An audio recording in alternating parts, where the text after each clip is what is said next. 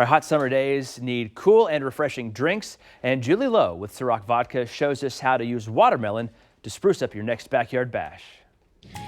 Hey, it's Julie Lowe. Summer is here and watermelon is hot. This versatile fruit is inexpensive, everybody loves it, and you'll find it in the grocery store. So for that next summer party, get creative. Watermelon sculptures, kebabs. You can even use a cube slicer to make it easy. Available at any kitchen supply store. And for a delicious summer cocktail, try the watermelon up and down. This is so simple. First, get your new limited edition Ciroc Summer Watermelon Vodka. Pour some in a shaker. Add a little bit of lemon lime soda, about 5 ounces or so.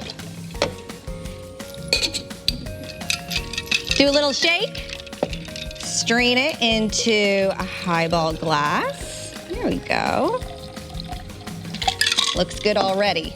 Add a splash of cranberry juice. I like a lot, actually. There we go. A little bit of garnish, and gorgeous.